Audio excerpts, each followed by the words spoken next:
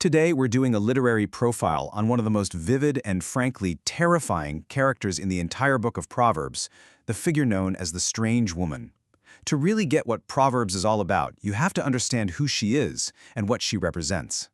And the book doesn't waste any time. It hits you right away with this incredible image. Her lips drip honey, but the aftertaste is bitter poison. Her words are smooth, but they cut you like a sword. This is the whole game right here, this tension between what seems alluring and what is actually destructive. And we're going to unpack that. But first, to really get this character, you have to understand the book she lives in. Proverbs isn't just a jumble of folksy sayings. You got to think of it more like a curriculum, a training manual designed to teach you how to navigate the complexities of life. And the main thing it wants to teach is something called chokmah, or wisdom. Now, this isn't about having a high IQ or knowing a bunch of trivia. The book defines it as moral skill. It's a craft. Just like a sailor needs skill to navigate the sea, Proverbs says we need skill to navigate our moral choices, to build a life that actually lasts. It's something you learn and practice. To make this lesson really stick, the book does something genius.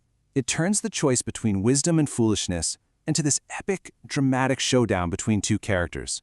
You've got Lady Wisdom on one side, calling out, offering guidance in life, and on the other, her total opposite, Dame Folly. Every decision you make, the book says, is basically answering one of their calls. So this is where it gets really interesting. Dame Folly has let's call it a star player. A specific, detailed, and incredibly dangerous avatar that embodies everything she's about. And that is the strange woman, or the adulteress. She is folly in the flesh. Now, the word strange here can be a little misleading. The Hebrew Isha Zara doesn't mean she's from another country.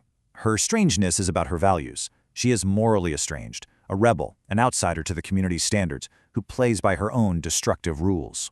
And Proverbs gives us this almost like a police profile of her. She's loud and defiant. She's restless. Her feet do not stay at home. Instead, she's constantly out in the streets, in the plazas, lying in wait at every corner. Her dress is provocative, and her heart is wily. It's cunning. It's deceptive. You get the picture. She's not waiting for things to happen. She's an active hunter. Okay, so we know who she is, but the book goes even further. It gives us a play-by-play, almost like watching game tape, breaking down exactly how she operates. We get a front-row seat to the anatomy of her seduction. So the case study has a target. He's described as a naive young man, someone who, and this is the literal Hebrew, lacks heart or judgment. He's not evil, he's just simple. And he makes the mistake of wandering down her street right as twilight hits, the perfect time for a trap. And check out her opening move. It is not subtle at all. The text says she grabbed him and kissed him. It's aggressive, it's forward.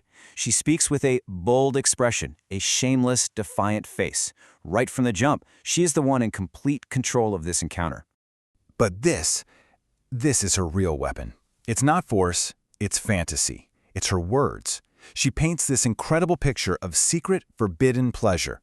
Her speech is described as smooth, persuasive. It's designed to completely bypass his brain and go straight for his desires. She makes a life-ruining decision sound like the adventure of a lifetime. And this slide just lays out the whole con perfectly. The promise is all sweetness, honey, smooth oil, delight. But the book screams at you that the reality is the exact opposite. What tastes like honey becomes bitter poison. What feels smooth and soothing will cut you to pieces. The path she calls delight is a dead-end street that leads straight to death. So you can guess what comes next, right? There's always a price to pay. After laying out the seduction, the book is incredibly clear about the consequences. The bill for answering folly's call always comes due. And it's not a gentle decline. It is a total downward spiral.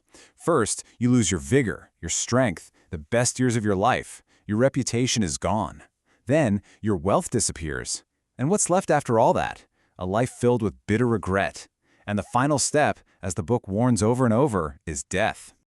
Man, this line is one of the most bone-chilling in the whole book. The naive young man thinks he's sneaking off to a secret party, right? A house of pleasure. But the author pulls back the curtain and shows us what's really going on. He's walking into a tomb. Her house is full of her guests, and they're all ghosts in the depths of the grave. So, all of this whole intense story brings us right back to where we started.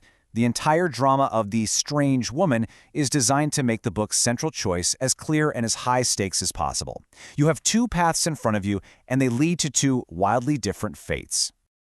At the end of the day, the strange woman is more than just a character in a story about adultery. She is folly. She's the personification of that destructive choice. Everything that Lady Wisdom offers for real, a feast, a home, a future, folly, through this woman, offers a cheap, counterfeit version that will ultimately destroy you. And you can see this so clearly when you put their invitations right next to each other. Look at this. Folly's whole pitch is about secrecy and transgression. Stolen water is sweet. It's a thrill. But look at Wisdom's invitation.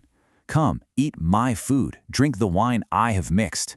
It's an open, generous invitation to a feast she has personally prepared.